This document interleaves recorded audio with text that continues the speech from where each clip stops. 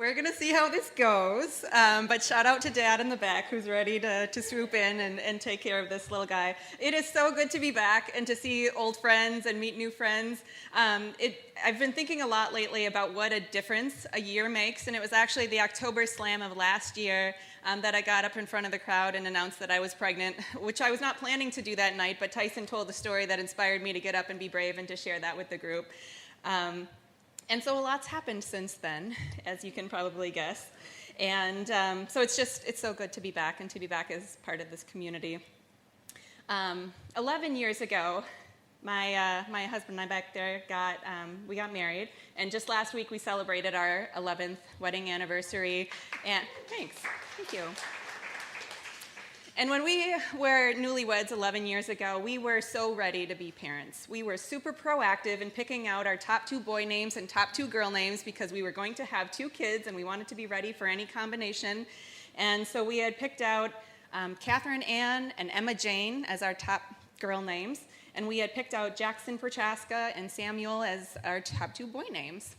And we tried for many years to become pregnant and didn't have any success. So we went and saw a doctor and did a bunch of tests, and a fertility specialist told us essentially you should never expect to become parents. It's just not in the cards for you. And that was really hard for us to hear. So we gave up the expectation that we would ever become parents, but we didn't give up hope because miracles happen every day, right?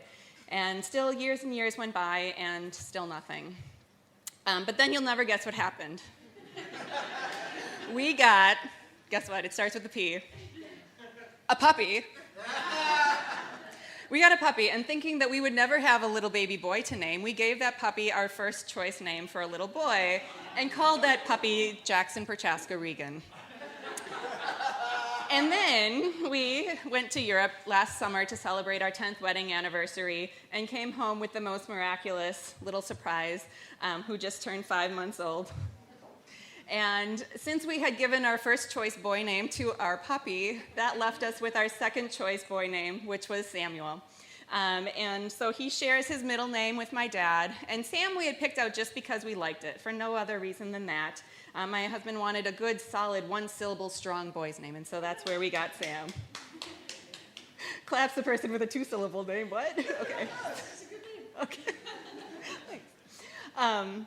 And shortly after Sam was born, I got a text from a very dear friend who actually I met through Story Slam last summer, who knows that I like really meaningful and significant things. And so I got a text from this friend who asked, was that on purpose, that you had purposefully picked the most perfect name full of biblical significance? And I said, tell me more. And she was like, oh my gosh, this was an accident, or I can't even believe it. That makes for a better story. And she reminded me of the story in the Bible where Hannah had remained childless for many, many, many years and had prayed for a child, and eventually she was blessed with a baby who she named Samuel.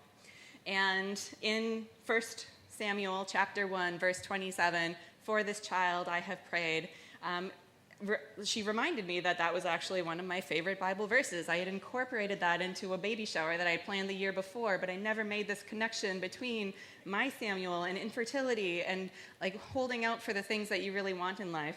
So it was really beautiful that she helped kind of bring that all together. You like the microphone? Look at that. Yeah. And so I've been thinking a lot about differences, right? So the differences that have happened as a result of becoming a parent.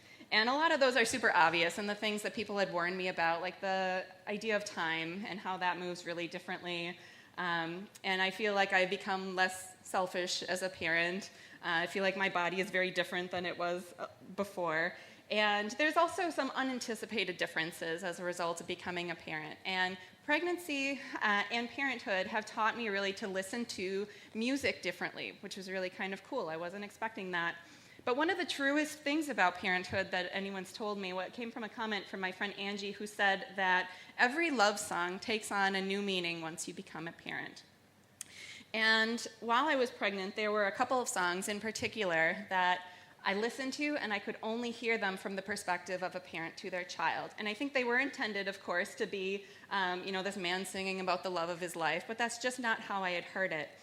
There's the song Yours by Russell Dickerson, who literally one of the lyrics is, you put a new heartbeat inside of me. If that's not becoming a mom, I don't know what is. and also a song by Dan and Shay called My Side of the Fence that's all about like feeling lost and aimless until you really find that person in your life. And for me, this guy has been my person. So, thanks. So I created this playlist called Sam's Jams that were those songs that I had encountered that really resonated. You're okay. Yeah. And so really, really loving those songs for the reason that I could hear nothing but my love for my son through those songs. After he was born, I was driving with him one afternoon on the way to dinner, and a new song came on the radio that I had never heard before. A song by a man named Matt Stell, and it's called Prayed for You. And as soon as I heard that song for the first time on the radio, I pulled into a parking lot. I was sobbing so hard at how perfect the lyrics felt, and it brought back that 1 Samuel chapter 1, verse 27, for this child I have prayed.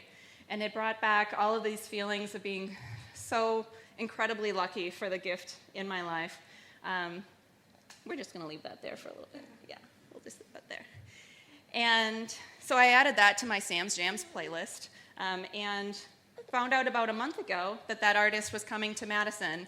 I forgot to mention that those other two artists had come to Madison during my pregnancy, and we got to see them perform at the Sylvie, and it was the coolest thing to see. I probably shouldn't put the dirty floor pacifier back in your mouth, but germs are fine. It was the coolest thing to see these artists perform these songs live that, again, I could only hear them as the perfect message from me to my son. So when I found out that Matt Stell was coming to Madison, it wasn't to the Sylvie. It was a much different venue. It was a very small, intimate event on the Betty Lou cruise where these up-and-coming artists, we're just going to leave that there. Where these up-and-coming artists will play their songs all acoustic-like and then hang out with the fans and listen to stories. And I was like, we got to go see this for the sense of completion, right? To see all three of these songs and artists in person. And so we listened to the radio for a chance to win, and we knew all the answers to all their trivia games and everything, but could never get through.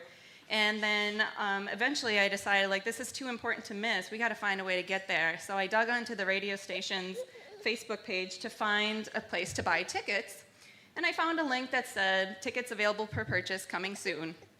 And so I can do that. I can monitor a website long enough to figure out like what coming soon means and how to buy tickets. But it still kept saying that without any chance to buy the tickets. So time out. This is Parenthood 101. There you go. And so I did something I wouldn't normally do, but I sent a message to the radio station and I asked, like, so what's coming soon mean? When and if should I plan on buying tickets? And they said, well, all of the tickets for this event have been claimed. But just so happens we got a phone call earlier that morning from a couple that was no longer able to use their tickets. Would you be interested in them? And I said, yep, sign me up. I'm there. Doesn't matter how much it costs. I'll figure out childcare. Count me in. And so my husband and I were able to go and see him perform the song live. I had talked with the radio personality, actually, and kind of explained the story, because he asked, like, why are you so interested in this event when I showed that much enthusiasm? And I told him. I told him all about the story that I just shared with you about his name and how that was significant and how that song and all those connections came together. And so he's like, let's get you in touch with the artist. After he sings his set, I want you to sit down with him and tell him that story. I think it'll really mean a lot to him to hear that. And so one Thursday evening, we went and did exactly that. We went to the show. We talked about it afterwards. And what struck me was how much it didn't matter to me. I think the anticipation of the event was huge. I just couldn't wait for this all to happen. But once we were there, it was a Thursday evening, and I had spent 15 hours away from my kid already, and that was the longest that I had been apart from him. And all I wanted was for this boat to dock so that I could go home and be with him. And it didn't matter so much to me that I had this celebrity sitting in front of me whose music meant the world to me, and that I had such an incredible opportunity to be there and listen to it. And so I think what I took from our conversation is something that he had said, like, the song isn't meant to be from a man to the woman of his dreams. The song is about holding on long enough for good things to happen. And I really felt that. And this little guy is getting baptized this Sunday. On Sunday afternoon, I've got an appointment to get a tattoo that says 1 Samuel 1:27, for this child I have prayed. And I think all of this has taught me patience, patience in holding out for the good things to happen, and also to pay attention because it could take a full decade for a story to unfold and make sense. Thanks.